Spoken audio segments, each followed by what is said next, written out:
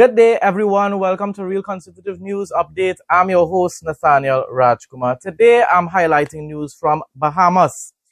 The Ministry of Energy, Joe Beth Colby Davis, has defended Bahamas Power and Light Company following widespread prolonged blackouts across New Providence. Governments always defending themselves instead of just admitting their incompetence.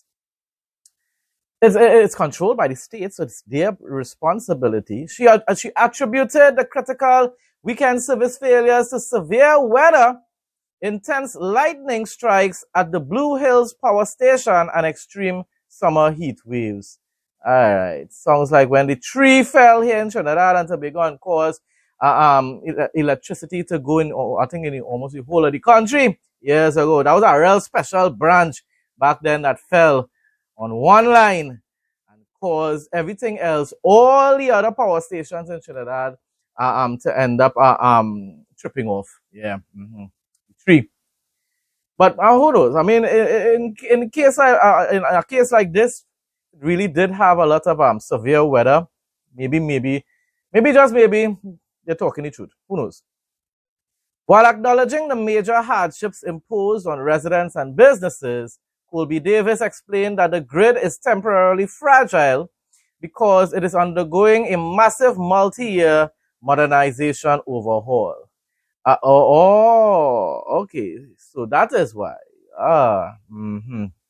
Let's just hope that it really is modernized at the end of all this. To facilitate these upgrades, many areas are operating on single electrical circuits rather than two, which leaves the system vulnerable to sudden environmental stress. In response, the administration has directed BPL to outline clear instructions for citizens to file claims for appliances damaged by power surges, while others conduct an intensive operational review to speed up future restoration efforts. But at least they're at least having giving people a chance, an opportunity to be able to get some type of compensation. Political opponents and shadow cabinet officials have fiercely rejected these explanations, accusing the government of hiding the country's actual electricity generation capacities. You see, that's the thing about it. The governments will always come up with excuses, just like here in Trinidad and Tobago. One excuse after the next as to why you're shutting down programs, important programs like MyLat for the youths, talking utter nonsense about if it's profitable. Profitable. Keeping the youths out of trouble is now you studying about what is profitable and what is not. So you just now you start to consider if schools are profitable or not. I mean, come on, you really have to wonder sometimes. But at the end of the day, when it comes to politicians, you shouldn't really be that surprised, A lot of the times politicians are lawyers and lawyers are liars. And besides that, even if they are not lawyers, there are other politicians who are not lawyers. But for some reason or the other, when people attain that level of power, they become very deceptive and heartless, unless they really do have a solid Christian foundation. Solid foundation built upon Christian biblical values. If they don't have that, they tend to allow power to get to them, and they just become as deceptive and vindictive as the individuals that they opposed in the past. Rest assured, most likely the opposition in Bahamas is only pretending to care about the situation as well, If they win the next election in the next 5 years, because it was only recently, there wasn't a general election in Bahamas. If they win the general election in the next 5 years, all of a sudden they wouldn't care anymore now.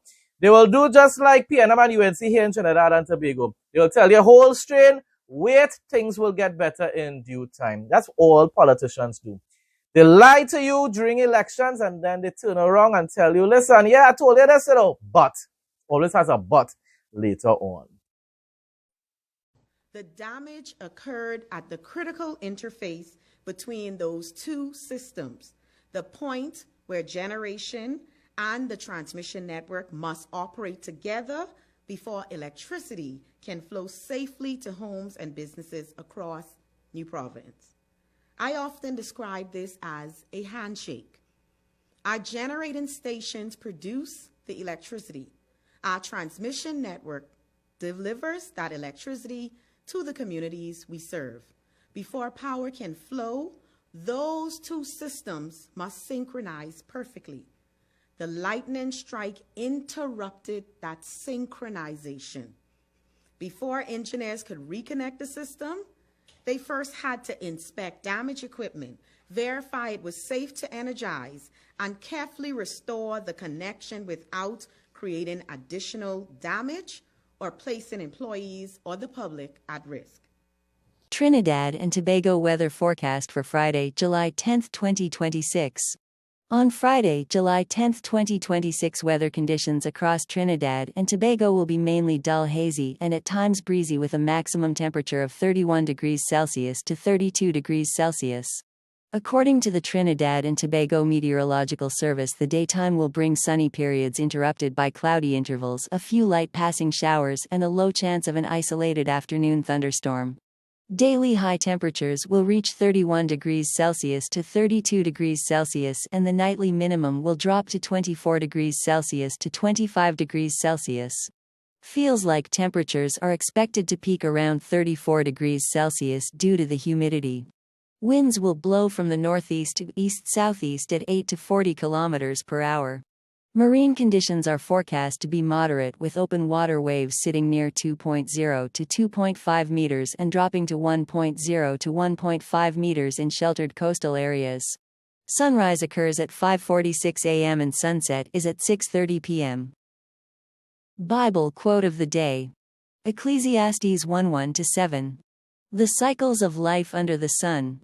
The words of the teacher, son of David, king in Jerusalem. Meaningless. Meaningless. Says the teacher. Utterly meaningless. Everything is meaningless. What do... Folks, that brings us to the end of today's news update. Thanks again to everyone who continues to support my content. Please like, comment, share, and subscribe. Stay blessed and stay safe most of all. In Jesus' name.